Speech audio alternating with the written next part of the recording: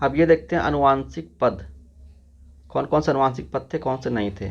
मनसबदार अनुवांशिक पद नहीं था, मनसबदार नहीं था, इक्तादार भी नहीं था।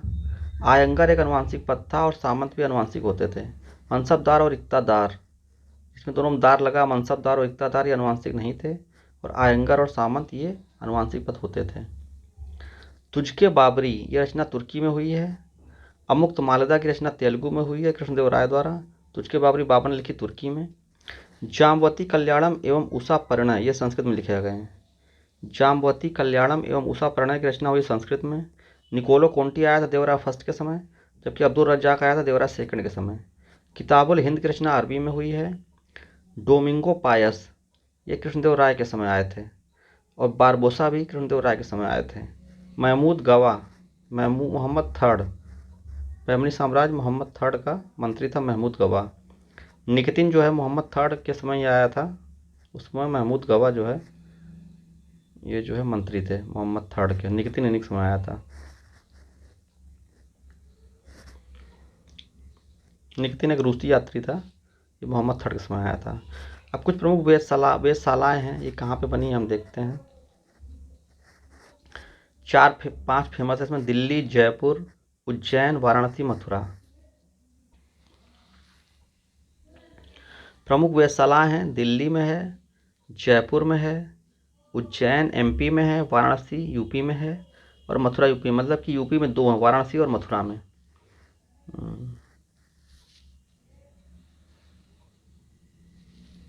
एक तो भारत की राजधानी दिल्ली में वेधशाला जरूर होगी, राजस्थान की राजधानी जयपुर में है, और मध्य प्रदेश के उज्जैन में है, और यूपी के 2 नगरों वाराणसी और मथुरा में। तो कुल 5 वेधशालाएँ हैं फेमस। द्वैत एक जो ये है संप्रदाय, इसके जो है द्वैत को भेदा भेद भी कहते हैं। इसके संस्थापक थे निम्बार्काचार्य। द्वैत इक्वल टू भेदा भेद, निम्बार्काचार्य, एक ही तरह के नाम मतलब उससे बने हैं दोनों से, एक तरीके से इसमें द्वैत है। द्वैत इक्वल टू भेदा भेद, निम्बार्काचार्य, और श्री वैष्णव संप्रदाय नाथ मुनि का।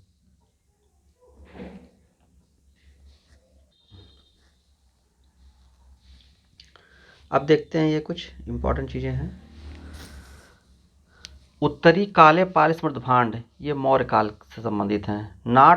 नॉर्दर्न ब्लैक पॉलिश्ड वेयर, इसको बोलते हैं ना NBPW। उत्तरी काले पाल स्मृतभांड मौर्य काल से संबंधित है। Northern black polished where. चित्रित धूसर मृतभांड वैदिक काल और उत्तर हड़प्पा संबंधित हैं। चित्रित धूसर मृतभांड संबंधित हैं वैदिक काल और उत्तर हड़प्पा से, जबकि उत्तरी काले पाल मृतभांड संबंधित है मौर्य काल से।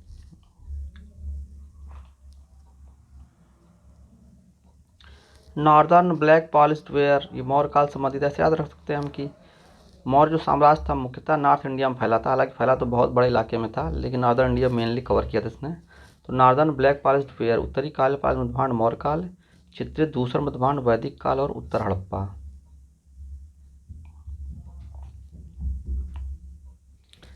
ये तो बहुत प्राचीन सभ्यता थी, तो उस समय ऐसे याद कर सकते हैं कि वैदिक काल और उत्तर हड़प्पा। तो इस तरीके से वैदिक काल तो पूरा ग्रामीण ही था, तो धूल वगैरह ज़्यादा उड़ती थी उस समय वहाँ। तो चित्रित धूसर मृतभांड था वैदिक काल का, और उत्तर हड़प्पा भी शामिल है इसमें। पहला ईरानी आक्रमणकर्ता था, ये था कुरुस या डेरियस। कुरुस था पहला ईरानी आक्रमणकर्ता। कौन था? कुरुस। और डेरियस या दारा बोलते हैं इसको, ये विजेता था। ऐहोल अभिलेख है रविकीर्ति द्वारा लिखित है। ऐहोल अभिलेख है रविकीर्ति का।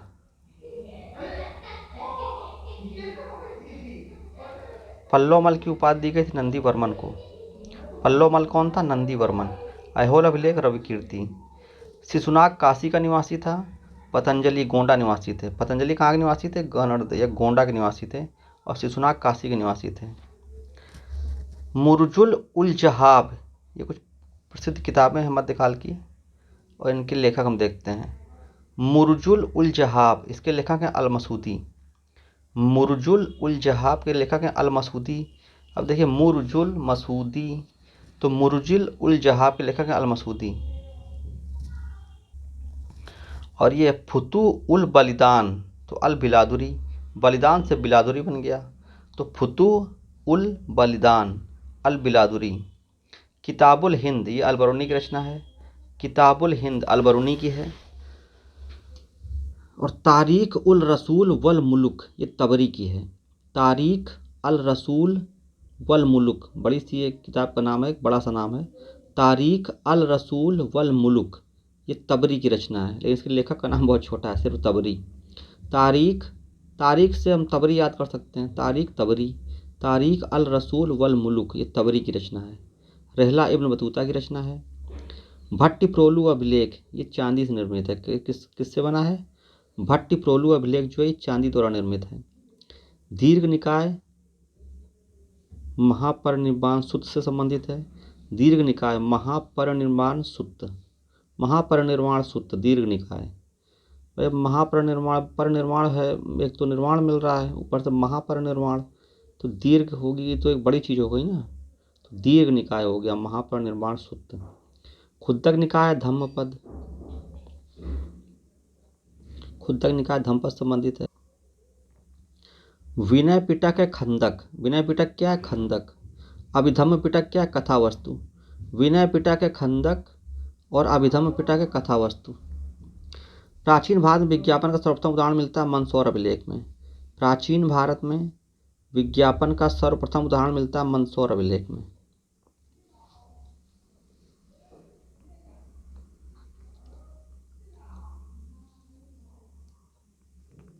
अब संगमकालीन समाज को हम देखते हैं, कुछ इसकी इंपॉर्टेंट शब्दावली है, किसको क्या कहते थे।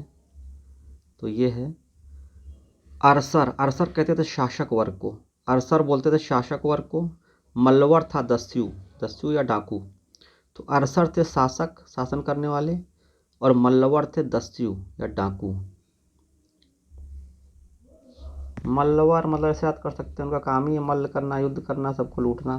तो मल्लवर दस्यु और अरसर शासक वर्ग। एडमिनिस्ट्रेशन से याद रहे, शासन होगा तब एडमिनिस्ट्रेशन होगा। तो अरसर शासक वर्ग, मल्लवर दस्यु थे।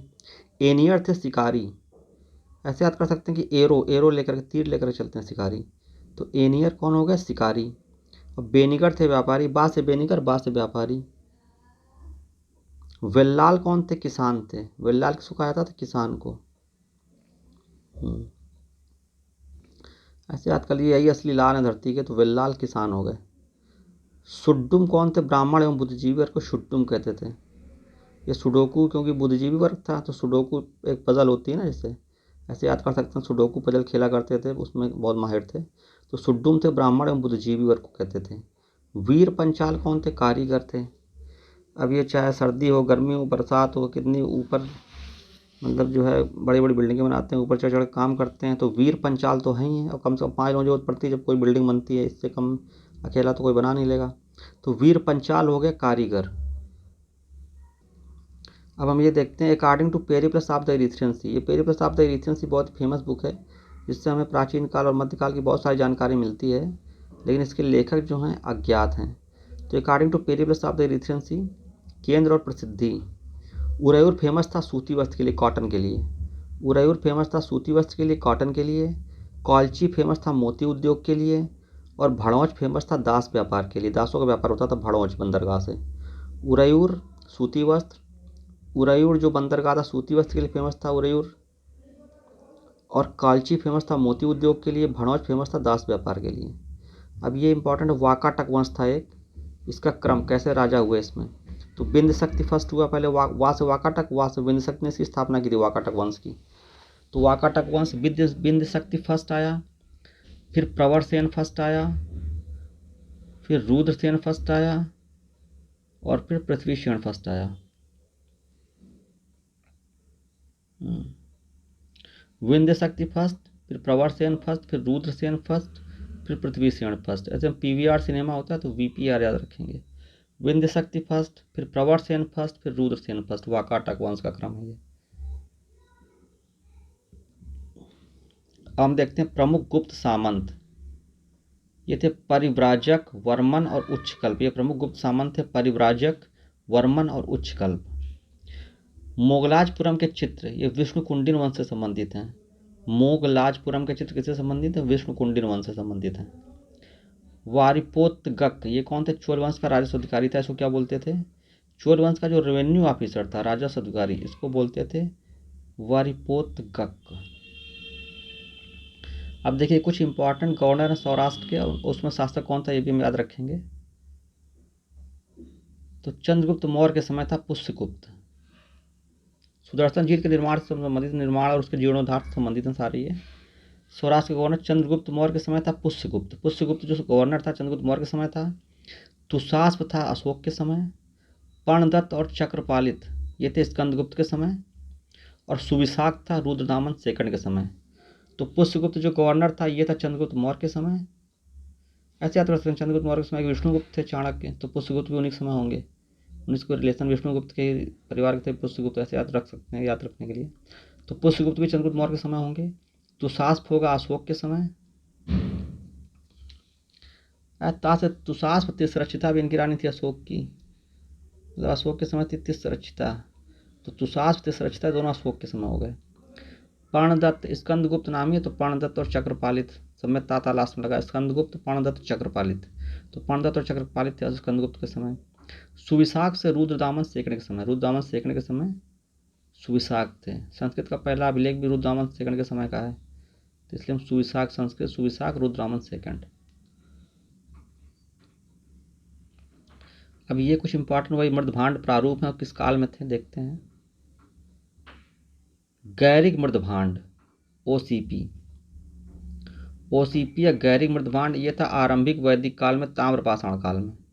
चित्रित दूसरा मृदभांड था ओसीपी। गैरिक मृदभांड ओसीपी ये था आरंभिक वैदिक काल ताम्रपाषाण काल के समय।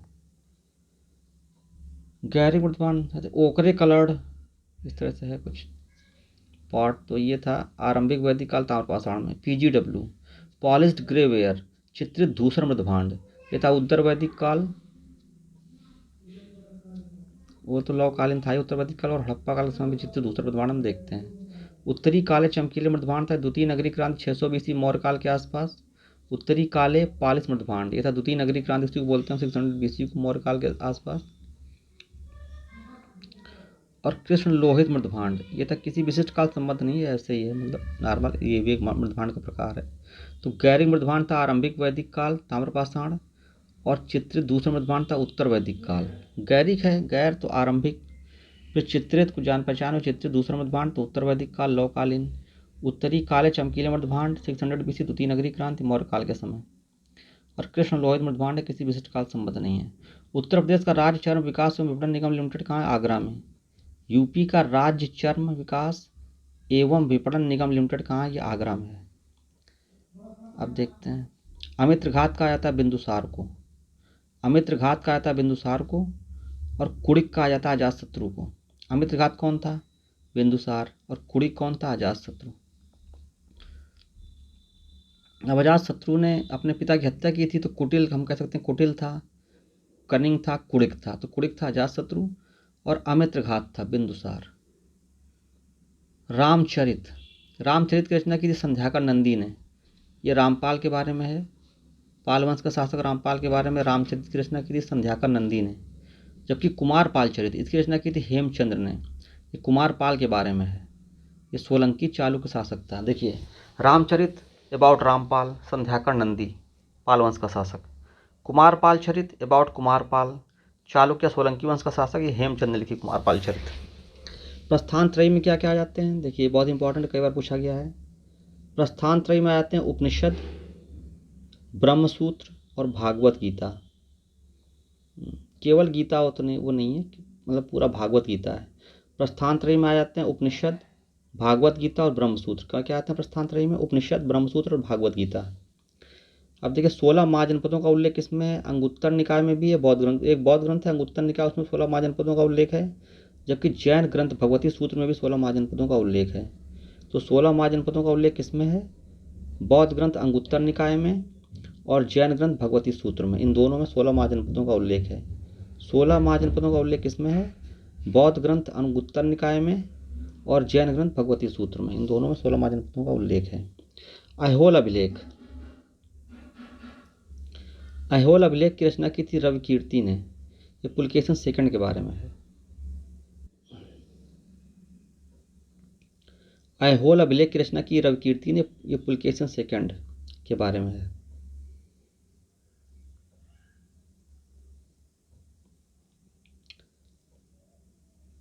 मंदसौर अभिलेख, इसकी रचना की थी वत्स भट्टी ने, ये कुमारगुप्त फर्स्ट के बारे में है। और वासुल ने भी एक मंदसौर अभिलेख, देखिए दो लोगों ने लिखा है, एक वत्स भट्टी ने लिखा है, ये कुमारगुप्त फर्स्ट के बारे में है मंदसौर अभिलेख, और जो वासुल ने लिखा है ये यशोवर्मन के बारे में है। फिर से देखते हैं, ऐहोल अभिलेख की रचना की रविकीर्ति ने, पुलकेशन द्वितीय के बारे में है। मंदसौर अभिलेख की रचना की वत्स भट्टी ने, कुमारगुप्त फर्स्ट के बारे में है, और जो मंदसौर अभिलेख लिखा वासुल ने वो यशोवर्मन के बारे में है। चचनामा को फतेहनामा भी कहते हैं। चचनामा क्या कहते हैं? फतेहनामा। निचला नगर दुर्गीकृत किसने कराया? निचला नगर दुर्गीकृत किसमें? कालीबंगा। कालीबंगा में जो है कि निचला नगर भी दुर्गीकृत है, निचला नगर भी, उसका भी फोर्टिफिकेशन हुआ था। ज़्यादातर वैसे जो ऊपरी नगर होता था वहाँ पे जो एडमिनिस्ट्रेटिव लोग या राजा महाराजा टाइप के लोग रहते थे उनका दुर्गीकृत उनको कराया जाता था। लेकिन कालीबंगा एक ऐसा हड़प्पन स्थल है जिसका निचला नगर भी दुर्गीकृत था। 3 भागों में विभाजित है। कौन सा? एक जो हड़प्पन साइड है वो 3 भागों में विभाजित थी, धौलावीरा, और इसमें उन्नत जल प्रबंधन था। आपने उन्नत जल प्रबंधन के लिए फेमस है धौलावीरा। ये देखते हैं, उपाधि और शासक।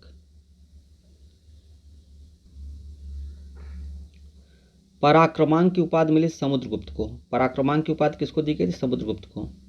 पराक्रमांक समुद्रगुप्त, मतलब बहुत ही परम ये विजयी शासक थे, परम बहादुर, तो इसलिए पराक्रमांक समुद्रगुप्त। क्रमादित्य बोलते हैं स्कंदगुप्त को। कुड़िक बोलते हैं अजातशत्रु को। विचित्र चित्र है महेंद्र वर्मन। विचित्र चित्र किसका नाम है? महेंद्र वर्मन का।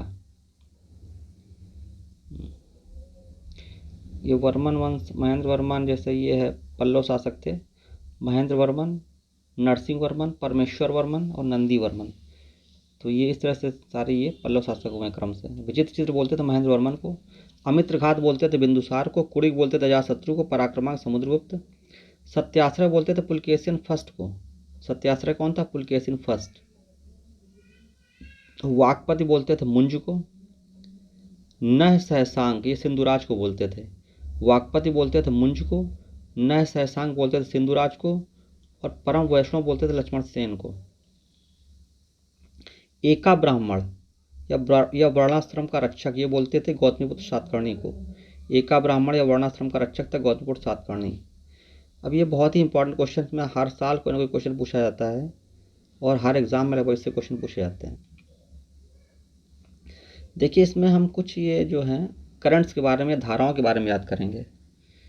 तो ये टोटल हम 8 धाराएं लेंगे। 8 लेंगे प्रशांत महासागर की इंपॉर्टेंट धाराएं, और 8 लेंगे हम अटलांटिक महासागर की फेमस धाराएं। और इसमें खास बात यह है कि जो हम ये 8 प्रशांत महासागर की धाराएं लेंगे, इसमें क्रम से हम 8 को एक फार्मूले से याद करेंगे, और इसमें अल्टरनेट करके 4 ये जैसे एक आपकी हार्ट होगी तो दूसरी कोल्ड होगी, फिर एक हार्ट होगी दूसरी कोल्ड होगी, ये सारी प्रशांत की होंगी लेकिन, और फिर हार्ट कोल्ड, इस तरह से याद कर लेंगे। और अटलांटिक महासागर की भी हम याद कर लेंगे। 8 धाराएं हैं, वो भी alternate heart and cold, heart cold, heart cold, heart cold, heart cold, इस तरह से याद कर लेंगे। तो पहले हम याद करते हैं प्रशांत महासागर की। इससे कुछ कुल इंपॉर्टेंट 8 धाराएं प्रशांत महासागर में, दोनों में ही 8 है वैसे। तो पहले प्रशांत की हम बात करते हैं। प्रशांत महासागर की 8 धाराएं इस प्रकार हैं। इसका फार्मूला ये है, अल्टरनेट हार्ट एंड कोल्ड रहेंगी ये।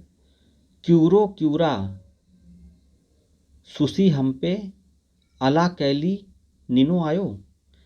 देखिए क्यूरो क्यूरा सुसी हम्पे, या ऐसे भी कर सकते हैं इसको, क्यूरो क्यूरा खुशी हम्पे, क्यूरो क्यूरा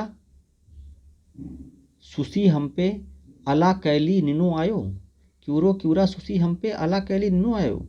ये सारी प्रशांत से रिलेटेड है। तो क्यूरो हो गया क्यूरोसियो, क्यूरा से हो गया क्यूराइल, और क्यूरोसियो देखिए हार्ट हो गई, तो क्यूराइल हो गई कोल्ड, और सुसी हम्पे सुसीमा हो गई, और हम्पे हो गई हम्बोल्ट या पेरू की धारा। तो सुसी हो गई हार्ट, और हम्बोल्ट या पेरू हो गई कोल्ड। और अला कैली, अला से हो गई अलास्का हार्ट, और कैली से हो गई कैलिफोर्निया कोल्ड।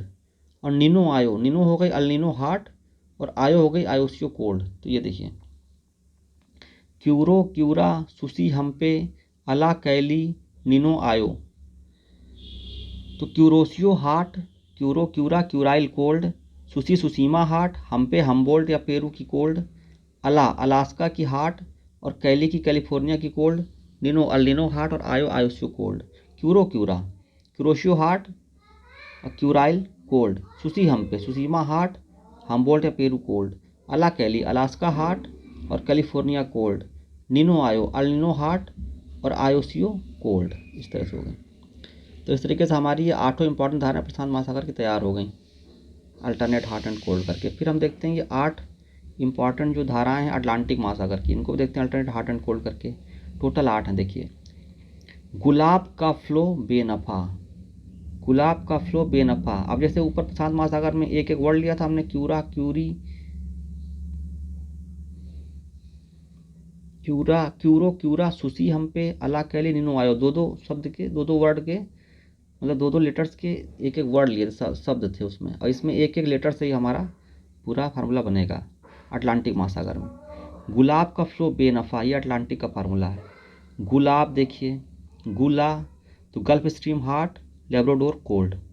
बा, गुलाब में ब्राज़ील हॉट और का कैनेरी कोल्ड। गुलाब का फ्लो बेनफा, तो गुलाब में देखिए इस तरह गुलाब का हम याद कर सकते हैं, 4 हो गई। तो गुला पहला हो गया हमारा जैसे हॉट एंड कोल्ड, तो Gulf Stream hot, Labrador cold. और बा गुलाब में तो ब्राज़ील हॉट और का कैनेरी कोल्ड। और फ्लो फ्लोरिडा हॉट और बे बेंगुला कोल्ड। और नफ़ा नॉर्वे हॉट और फॉकलैंड कोल्ड। तो गुलाब का फ्लो बेनफा, अल्टरनेट हॉट एंड कोल्ड में देखते हैं, Gulf Stream hot, Labrador cold, Brazil hot और का कैनेरी कोल्ड। और फ्लो बे फ्लोरिडा हॉट और बे बेंगुला कोल्ड। नफ़ा नॉर्वे हॉट और फॉकलैंड कोल्ड। तो हमारी धाराएं बहुत अच्छे से तैयार हो गई। गुलाब का फ्लो बेनफा, Gulf Stream hot, Labrador cold, Brazil hot, Canary cold, Florida hot, Benguela cold, Norway hot, Falkland cold. और प्रशांत की थी क्यूरो, क्यूरा, सुसी हम्पे, अला कैली, निनो आयो। Kuroshio hot, Kurile cold, Tsushima hot, Humboldt Peru cold, Alaska hot, California cold, El Nino hot और आयोसियो कोल्ड। ये था क्यूरा, क्यूरी, सुसी हम्पे, अला कैली, निनो आयो। ये हो गया प्रशांत का क्यूरा, क्यूरी, सुसी हम्पे, अला कैली, निनो आयो। और अटलांटिक का हो गया गुलाब का फ्लो बेनफा। अब देखते हैं, अब ये बची हमारी हिंद महासागर की प्रसिद्ध धाराएं। इसका भी अच्छा सा फार्मूला एक,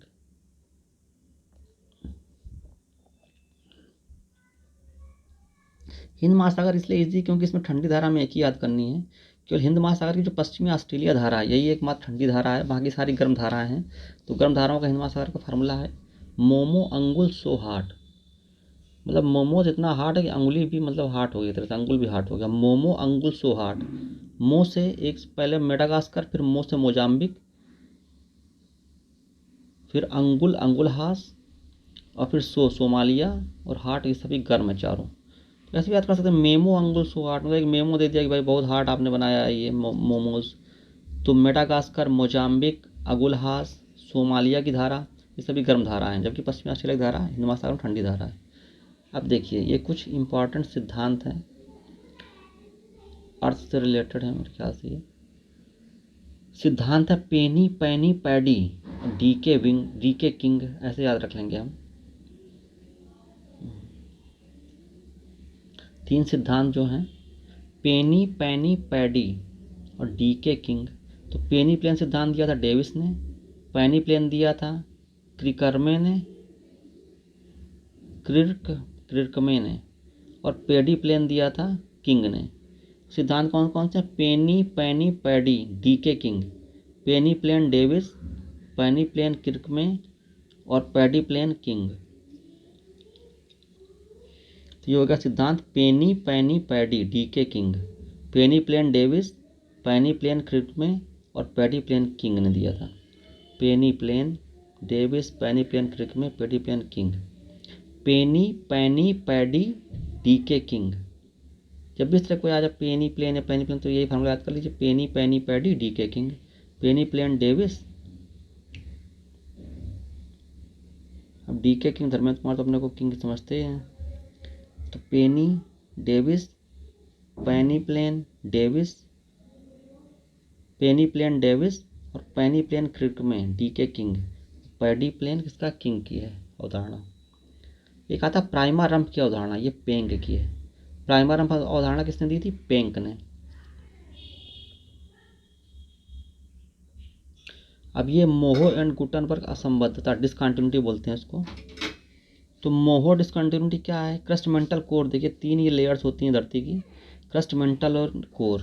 तो मोहो एंड गुटेनबर्ग जो डिसकंटिन्यूटीज़ हैं, इस तरह से हम याद कर सकते हैं, क्रस्ट और मेंटल के बीच में डिसकंटिन्यूटी है उसको बोलते हैं Moho discontinuity, between crust and mantle, Moho discontinuity. और जो गुटेनबर्ग डिसकंटिन्यूटी है ये मेंटल और कोर के बीच में है, तो बिटवीन मेंटल एंड कोर है गुटेनबर्ग डिसकंटिन्यूटी। तो मोहो एंड गुटेनबर्ग जो डिसकंटिन्यूटी, इस प्रकार मोहो है क्रस्ट और मेंटल के बीच में, और मेंटल और कोर के बीच में गुटेनबर्ग डिसकंटिन्यूटी। तो क्रस्ट और मेंटल के बीच में मोहो डिसकंटिन्यूटी और मेंटल कोर के बीच में गुटेनबर्ग डिसकंटिन्यूटी। अब हम ये देखते हैं प्रारंभिक 12 कांग्रेस अधिवेशन कौन कौन से हुए थे। बहुत ही इंपॉर्टेंट है कांग्रेस के सारे प्रारंभिक जो 12 अधिवेशन हैं। पहला हुआ था बॉम्बे में 1885 में, इसके अध्यक्ष थे व्योमेश चंद्र बनर्जी। इसका एक छोटा सा फार्मूला भी हमने बनाया प्रारंभिक 12 कांग्रेस अधिवेशन का, बकमई बकनई लामा पुक, बकमई बकनई लामा पुक।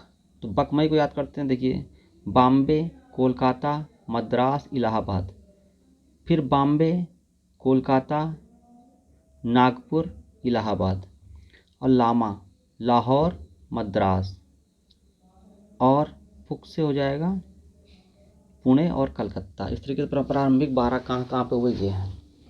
और 50 से शुरू हुए, एक एक साल जोड़ते जाइए इसमें, 85, 86, 87, 88, 89, 90, 91, 92, 93, 94, 95, 96, इस तरीके से। बकमई बकनई लामा पुक, बकमई बकनई लामा पुक। तो पहले देखते हैं बकमई बॉम्बे 1885 व्योमेश चंद्र बनर्जी के नेतृत्व में हुआ था।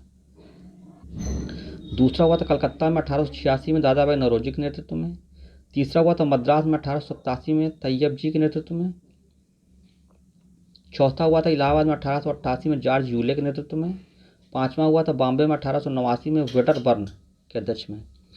अब देखिए इसमें जैसे क्वेश्चन पूछे जाते हैं कि तीसरा जो मद्रास का कांग्रेस अधिवेशन था, ये पहले मुस्लिम अध्यक्ष थे तैयब जी, अब्बास तैयब जी करके 1887 में हुआ था, पहले मुस्लिम अध्यक्ष थे। और पहले विदेशी अध्यक्ष थे, ये हुआ था इलाहाबाद में 1888 में, चौथा अधिवेशन जॉर्ज यूले की अध्यक्षता में हुआ था। पांचवा बॉम्बे में हुआ 1889 में वेटरबर्न की अध्यक्षता में। छठवां कलकत्ता 1890 में हुआ फिरोज शाह मेहता की अध्यक्षता में। सातवां नागपुर 1891 में हुआ आनंद चार्लू की अध्यक्षता में। आठवां इलाहाबाद 1892 में हुआ फिर से व्योमेश चंद्र बनर्जी की अध्यक्षता में। नौवां लाहौर में हुआ 1893 में दादा भाई नौरोजी की अध्यक्षता में। तो देखिए बनर्जी 2 बार बने, 1885 में और 1892 में, और नौरोजी भी 2 बार बने, 1886 में और 1893 में, मतलब लगातार। देखिए 1885 में बनर्जी बने और फिर उसके 7 साल बाद 1892 में भी व्योमेश चंद्र बनर्जी अध्यक्ष थे कांग्रेस के। 1886 में दादा भाई नौरोजी बने, फिर उसके 7 साल बाद 1893 में भी दादा भाई नौरोजी अध्यक्ष थे कांग्रेस के। ये विशेष ध्यान देने वाली बातें हैं। फिर 1894 मद्रास में जो अधिवेशन हुआ उसके थे अल्फ्रेड वेब, और फिर पुणे में हुआ 1895 में, इसके अध्यक्ष थे SC बनर्जी, ये जो है इसके अध्यक्ष रहे। और फिर देखिए 12वां हुआ कलकत्ता में 1896 में, रहीमतुल्लाह सयानी इसके अध्यक्ष थे, और इसी समय पहली बार राष्ट्रीय गीत गाया गया था कलकत्ता में 1896 के अधिवेशन में, रहीमतुल्लाह सयानी इसके अध्यक्ष थे। अब देखिए वो कुछ बहुत ही इंपॉर्टेंट चीज़ें हैं, इसमें कुछ स्तंभों के बारे में बताया गया और इसके शीर्ष पर कौन सी प्रतिमा है, ये बहुत इंपॉर्टेंट, ये भी कई बार पूछा जाता है। ये अशोक स्तंभ है सारे, इनके शीर्ष पर प्रतिमा किसकी है? लौरिया अर्राज में सिंह है, लौरिया नंदड़गढ़ में भी सिंह है, मतलब जो लौरिया से अगर आ जाए तो समझ लीजिए उनके शीर्ष पर प्रतिमा किसकी, शीर्ष पर सिंह की प्रतिमा है। रामपुरवा में भी सिंह है, सांची में भी सिंह है। सारनाथ में जो है 4 सिंह बने हुए हैं, 4 सिंह हैं, और नीचे घोड़ा, शेर, हाथी और बैल हैं। ऐसा था कि घोड़ा और शेर 2 चपल हो गए, काफ़ी तेज दौड़ने वाले हैं, और हाथी और बैल ये थोड़ा लिथार्जिक टाइप के हो गए, थोड़ा भारी पशु हो गए। 2 चपल हो गए घोड़ा और शेर, और 2 लिथार्जिक हो गए हाथी और बैल। सारनाथ में भी सिंह है। संकीसा ये फर्रुखाबाद में, इसमें याद रखिए ये थोड़ा अलग है, पहला ये थोड़ा सा अलग आया है, इसमें सिंह नहीं, इसमें गज है या हाथी है शीर्ष पर। संकीसा फर्रुखाबाद में गज या हाथी है शीर्ष पर। वैशाली का जो ये अशोक स्तंभ है, इसमें भी सिंह है उत्तरी बिहार में। भाषा जो प्रयोग की गई वो पाली प्रयोग की गई। कौन सी भाषा प्रयोग की गई? पाली। कौन सी भाषा प्रयोग की गई इसमें स्तंभ में? पाली प्रयोग की गई है। लिपि देखिए, लिपि ब्राह्मी, खरोष्ठी, ग्रीक और अरेमाइक लिपियाँ प्रयोग की गई। कौन कौन सी लिपियाँ प्रयोग की गई हैं? ब्राह्मी, खरोष्ठी, ग्रीक और अरेमाइक लिपियाँ ये अशोक के स्तंभों में प्रयोग की गई। फिर से देखते हैं, लौरिया, अर्राज, लौरिया, नंदनगढ़, रामपुरवा, सांची ये एमपी में, सारनाथ यूपी में है। इन सब में सिंह हैं, और सारनाथ में तो 4 सिंह हैं, और नीचे घोड़ा, शेर, हाथी और बैल बने हैं। संकीसा फर्रुखाबाद में गज या हाथी है। वैशाली में सिंह है, उत्तरी बिहार में है ये। संकीसा में एक हमने यूनिक देखा है जिसमें गज या हाथी है, बाकी सब में सिंह है। भाषा पाली प्रयोग की गई है, और लिपि है इसकी ब्राह्मी, खरोष्ठी, ग्रीक और अरेमाइक। अब देखते हैं यात्री और काल विवरण। कौन सा यात्री किस काल में आया? फाहियान आया गुप्त काल में सबसे पहले। फाहियान आया गुप्त काल में 399 से 411 ईस्वी। हुएनसांग उसके बाद आया वर्धन काल में, पुष्यभूति काल में, हर्षवर्धन के समय। इत्सिंग आया पूर्व मध्य काल में, और तारानाथ आया शुंग काल में। तारानाथ किस काल में आया? शुंग काल में। इत्सिंग आए थे पूर्व मध्य काल में, तारानाथ आए थे शुंग काल में, शुंगों के समय तारानाथ। फाहियान गुप्त काल में, हुएनसांग वर्धन काल में, इत्सिंग पूर्व मध्य काल में, तारानाथ शुंग काल में आए। तारा तारा सब गोल होते हैं, शून्य याद रखिए। तारानाथ आएंगे शुंग काल में। जैन साहित्य की भाषा है अर्धमागधी और प्राकृत। जैन साहित्य की भाषा कौन सी है? अर्धमागधी या प्राकृत।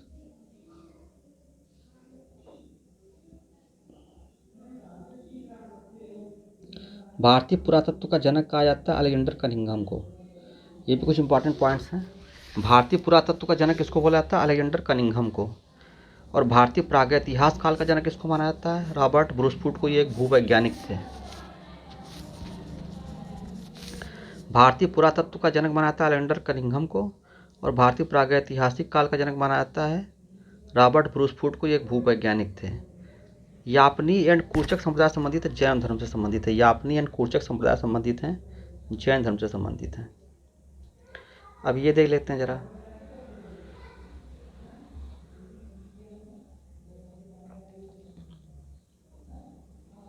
ये कुछ प्रसिद्ध किताबें हैं। पुराण, आदि पुराण की रचना की थी पंपा ने। पंपा, पोन्ना, रन्ना ये 3 कन्नड़ के प्रसिद्ध कवि थे। तो आदि पुराण पंपा, शांति पुराण पोन्ना, और अजित पुराण है रन्ना। आदि शांति अजित, पंपा पोन्ना रन्ना। आदि शांति अजित, पंपा पोन्ना रन्ना। आदि शांति अजित, पंपा पोन्ना रन्ना। अमोघ वृत्ति है शाकटायन की रचना। हींग हमको जड़ से मिलती है, जबकि लौंग जो है फ्लावर बड से मिलती है। सूखे फूल या ऐसे कहते हैं फूल से। हींग मिलती है जड़ से, लौंग मिलती है फ्लावर बड से। प्रिज्म द्वारा सबसे कम विचलित रंग होगा लाल, जिसका मतलब डाइवर्जेंस सबसे कम होगा, डेविएशन प्रिज्म द्वारा तो होगा लाल रंग। और सबसे ज़्यादा डेविएशन होगा बैगनी रंग का। नवरात्रि आय सरस्वती पूजा। नवरात्रि को सरस्वती पूजा की तरफ सबसे पहले मनाया गया केरल में। केरल में मनाया था नवरात्रि को सरस्वती पूजा। नवरात्रि को सरस्वती पूजा के रूप में मनाया था केरल में। चित्रकूट जलप्रपात ये हमने बताया था छत्तीसगढ़ में है, इंद्रावती नदी पर। छत्तीसगढ़ के बस्तर जिले में इंद्रावती नदी पर। 3 चैम्बर्ड हार्ट जैसे होता है मेढक का, एम्फीबियन जैसे फ्रॉग का होता है, और 4 चैम्बर्ड हार्ट होता है मैमल्स का। भारत परिषद, इंडियन काउंसिल की समाप्ति हुई थी भारत शासन अधिनियम 1935 के द्वारा। भारत परिषद या इंडिया काउंसिल, भारत परिषद या इंडिया काउंसिल की समाप्ति हुई थी भारत शासन अधिनियम 1935 द्वारा। अगस्त प्रस्ताव आया 1940 में, क्रिप्स मिशन आया 1942 में, CR फार्मूला आया 1944 में, और वेबल प्लान आया 1948 में। ये भी इंपॉर्टेंट कुछ प्लान हैं। भारत की आज़ादी के समय से ही सारे उस समय चल रहा था मामला जो आज़ादी का। तो अगस्त प्रस्ताव सबसे आया था 1940 में, क्रिप्स मिशन आया था 1942 में, CR फार्मूला आया था 1944 में, और वेबल प्लान आया था 1948 में। धमेक स्तूप है सारनाथ में। धमेक स्तूप कहाँ है? सारनाथ में। अब ये देखते हैं, राष्ट्रीय हरित प्राधिकरण की स्थापना हुई थी 2010 में। राष्ट्रीय हरित प्राधिकरण की स्थापना कब हुई? 2010 में। उत्तर प्रदेश में राज्य उच्च शिक्षा परिषद 1995 में गठित हुआ। राष्ट्रीय हरित प्राधिकरण की स्थापना हुई 2010 में। उत्तर प्रदेश में राज्य उच्च शिक्षा परिषद गठित हुआ 1995 में। बंगाल नील विद्रोह ये 1859-60 का है। जयंतिया विद्रोह भी ये उसके जस्ट बाद 1860 और 63 के बीच में। बंगाल का नील विद्रोह 1859-60, जयंतिया विद्रोह 1860 से 63, पावना विद्रोह फिर 10 साल बाद है इसके जयंतिया का 1873 से 76, और रंपा विद्रोह है 1879-80। बंगाल नील विद्रोह 1859-60, जयंतिया विद्रोह 1860 60 से 63, पावना विद्रोह 1873 से 76 और रंपा 1879-80।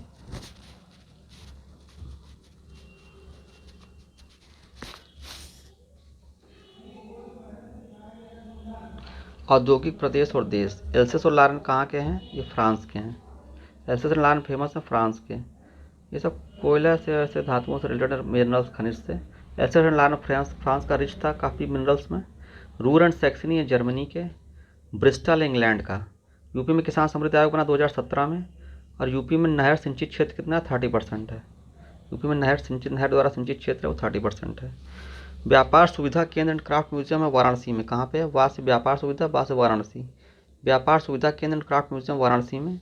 बांग्ला उत्सव मनाया था मेघालय में। लाठी क्लब, ये किसका था? तिलक का था। थोड़ा सा गलती हो गई थी हमसे, लाठी जैसे लाठी से याद है, लाठी पड़ी थी लाला लाजपत राय को, तो ऐसा नहीं है। लाठी क्लब बनाया था तिलक ने। इम्पीरियल गजेटियर, ये विलियम हंटर का है। इम्पीरियल गजेटियर एक समाचार पत्र है, ये विलियम हंटर का है। उरुग्वे दौर का संबंध है गैट से। गैट से संबंध है उरुग्वे दौर का। WTO से नहीं, अगर उरुग्वे दौर पूछा जाए तो गैट लगाएंगे ऑप्शन में। फिर देख लेते हैं कुछ ऐतिहासिक पुस्तकें और लेखक इनके कौन कौन से हैं। स्वप्न वासो दत्ता की रचना की थी। ऐतिहासिक युग का पहला नाटक है भास ने। स्वप्न वासो दत्ता की रचना किसने की थी? भास ने। इसको ऐतिहासिक युग का पहला नाटक माना जाता है। स्वप्न वासो दत्ता की रचना की थी भास ने। ये कौशाम्बी के राजा उदयन और उज्जैनी की राजकुमारी वासोदत्ता की प्रेम कहानी पर आधारित है। स्वप्न वासोदत्ता भास, कौशाम्बी के राजा उदयन और उज्जैनी की राजकुमारी वासोदत्ता। प्रतिज्ञा यौगंध रायण। प्रतिज्ञा यौगंध रायण बुक किसने लिखी? ये भी लिखी भास ने। प्रतिज्ञा यौगंध रायण बुक लिखी भास ने। देखिए, एक तो स्वप्न वासोदत्ता भी भास की है, ऐतिहासिक का पहला नाटक, और प्रतिज्ञा यौगंध रायण ये भी भास की है। यौगंध रायण उदयन का मंत्री था। स्वप्न वासोदत्ता ये कौशाम्बी राजा उदयन और उज्जैनी राजकुमारी वासोदत्ता की कहानी है। तो प्रतिज्ञा यौगंध रायण में जो है यौगंध रायण था, उदयन का मंत्री था। इस पर भी भास ने लिखा है। भामा, भामा ने शब्दालंकार की रचना की। शब्दालंकार की रचना किसने की? भामा ने। अमर सिंह ने अमरकोश की रचना की। इसको नाम लिंगानुशासन भी कहते हैं। नाम लिंगानुशासन या अमरकोश की रचना की थी अमर सिंह ने। शब्दालंकार की रचना की थी भामा ने। हस्तायुर्वेद, हाथियों की चिकित्सा, इसको लिखा अलकप्पा ने। तो शब्दालंकार या भामा द्वारा शब्दालंकार, अमर सिंह अमरकोश, नाम लिंगानुशासन, हस्तायुर्वेद, हाथियों की चिकित्सा, अलकप्पा ने लिखा हस्तायुर्वेद। अब देखिए कुछ इंपॉर्टेंट भारत परिषद अधिनियम जैसे है, तो इसमें कुछ इंपॉर्टेंट पॉइंट्स याद कर लेते हैं। ये भी बहुत पूछा जाता है। भारत परिषद अधिनियम 1861, वायसराय को अध्यादेश निकालने की शक्ति प्रदान की गई जिसकी अवधि 6 माह थी। तो सबसे पहले अध्यादेश निकालने की शक्ति किस अधिनियम में आई? तो 1861 में आई।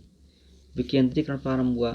पहली बार भारतीयों को कानून बनाने की प्रक्रिया में शामिल किया गया, मतलब अध्यादेश भी है 1861 में, और पहली बार भारतीयों को कानून बनाने की प्रक्रिया में शामिल भी किया गया 1861 में। 1859 में लॉर्ड कैनिंग द्वारा प्रारंभ की गई पोर्टफोलियो प्रणाली को मान्यता प्रदान की गई। 1859 में लॉर्ड कैनिंग द्वारा प्रारंभ की गई पोर्टफोलियो सिस्टम को मान्यता प्रदान की गई 1859 में। अब ये भारत शासन अधिनियम 1858 का अगर हम देखें तो भारत सचिव एवं भारत परिषद, भाई जब क्राउन का शासन आया तो इसमें द्वैध शासन का अंत हो गया और भारत सचिव एवं भारत परिषद का गठन हो गया। ये द्वैध शासन कौन था? बोर्ड ऑफ डायरेक्टर्स और बोर्ड ऑफ कंट्रोल का जो कंपनी का शासन था वो खत्म कर दिया गया और क्राउन का शासन आ गया। भारत सचिव और भारत परिषद का गठन हुआ 1858 में।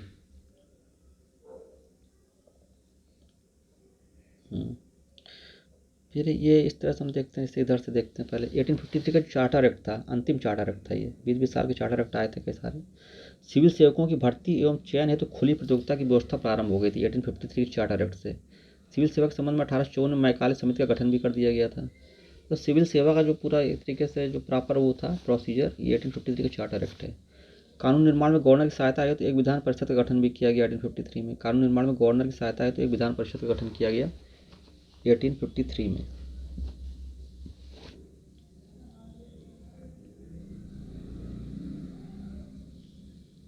भारत परिषद अधिनियम 1892 में क्या हुआ? संसदीय व्यवस्था का प्रारंभ हुआ 1892 में। हम बोलते हैं ना कई बार क्वेश्चन पूछा संसदीय व्यवस्था प्रारंभ किसमें हुआ? तो 1892 में हुआ। भारत परिषद अधिनियम 1892 में। बजट पर बहस करने की शक्ति प्राप्त हुई 1892 में। परंतु बजट पर मतदान करने तथा पूरा प्रश्न पूछने की शक्ति प्रदान नहीं की गई। मतलब बजट पर बहस करना प्रारंभ हुआ 1892 में, संसदीय व्यवस्था का प्रारंभ हुआ। संसदीय व्यवस्था वही है जब बजट आप बहस कर सको, पूरा प्रश्न पूछ सको या वोट डाल सको, ऐसा नहीं हुआ। 1909 में क्या हुआ, बजट पर मतदान वोटिंग का भी राइट मिल गया 1909 में, और कॉम्प्लीमेंट्री क्वेश्चन पूरा प्रश्न पूछने की शक्ति प्रदान कर दी गई। सार्वजनिक हित के विषयों पर प्रस्ताव पेश करने की शक्ति को भी विधान परिषद को प्राप्त हुई। प्रांतों में द्वैध शासन प्रणाली ये मतलब जो है की स्थापना हुई 1919 में, 1919 में आ जाता है, और केंद्र में द्वैध शासन आया 1935 में। ये अब देखिए ये भी काफ़ी इंपॉर्टेंट, गुप्त काल। गुप्त काल है ये हमारा 275 से 550 तक। 275 इंटू 2 अगर हम करते हैं तो 550 आ जाता है, तो 270 250 दूना 500 275 दूनी 550, तो 275 से 550 एडी तक हमारा गुप्त काल रहा। इसके साथ साथ क्रमशः ऐसे थे, श्रीगुप्त सबसे पहले आए 275 से 300 तक, फिर घटोत्कच आया 300 से 319 तक, चंद्रगुप्त प्रथम आया 319 से 335 तक, समुद्रगुप्त आया 335 से 380 तक, लंबा शासन था इनका। चंद्रगुप्त द्वितीय आया 380 से 415 तक, इनका भी लंबा शासन था। और कुमारगुप्त फर्स्ट आया 415 से 455 तक, इनका भी काफ़ी लंबा शासन था। स्कंदगुप्त ये अविवाहित थे 455 से 467 तक, इसलिए इन्होंने राजा रानी प्रकार के सिक्के स्कंदगुप्त के समय नहीं चले क्योंकि अविवाहित थे। अब देखते हैं राजा रानी प्रकार के सिक्के किसने किसने चलाए। सबसे पहले चंद्रगुप्त फर्स्ट ने चलाया, जो एक मतलब राजा थे गुप्तों के प्रमुख। श्रीगुप्त घटोत्कच को अगर छोड़ दिया जाए तो सबसे पहले राजा रानी प्रकार के सिक्के चला चंद्रगुप्त फर्स्ट ने, फिर लगातार चलते चले गए स्कंदगुप्त के पहले तक। चंद्रगुप्त फर्स्ट, समुद्रगुप्त, चंद्रगुप्त द्वितीय, कुमारगुप्त फर्स्ट, इन सभी ने राजा रानी प्रकार के सिक्के चलाए हैं। स्कंदगुप्त अनमैरिड थे इसलिए इन्होंने नहीं चलाए। अब देखते हैं समुद्रगुप्त, फिर उसके बाद है अश्वमेध यज्ञ किसने किसने किया। समुद्रगुप्त ने किया, पहले विजेता यही थे, तो बस ऐसे याद रखिए कि सबसे भयंकर विजेता पहले यही थे समुद्रगुप्त गुप्तों में, तो इन्होंने स्टार्ट किया होगा। तो समुद्रगुप्त ने अश्वमेध यज्ञ स्टार्ट किया, फिर चंद्रगुप्त द्वितीय के समय भी चला, कुमारगुप्त फर्स्ट के समय भी चला, और स्कंदगुप्त तक भी चला अश्वमेध यज्ञ। परम भागवत की उपाधि किसने ली, ये ली सबसे पहले चंद्रगुप्त सेकंड ने, फिर कुमारगुप्त ने, और फिर स्कंदगुप्त ने। ये कुछ बहुत ही इंपॉर्टेंट पॉइंट्स हैं, पहले में याद रखिए। राजा रानी प्रकार के ऊपर के श्रीगुप्त घटोत्कच को छोड़ करके और लास्ट के स्कंदगुप्त अनमैरिड को छोड़ करके सभी ने चलाया, Chandragupta first, Samudragupta, Chandragupta second, Kumaragupta first ने। अश्वमेध किया कि समुद्रगुप्त भयंकर जो राजा थे विजयी, वो स्टार्ट करेंगे, समुद्रगुप्त, चंद्रगुप्त द्वितीय, कुमारगुप्त फर्स्ट, स्कंदगुप्त तक चलेगा। एक बार स्टार्ट हुआ तो लास्ट तक ही जाएगा। परम भागवत की उपाधि चंद्रगुप्त द्वितीय, फिर कुमारगुप्त और फिर स्कंदगुप्त, इस तरह से।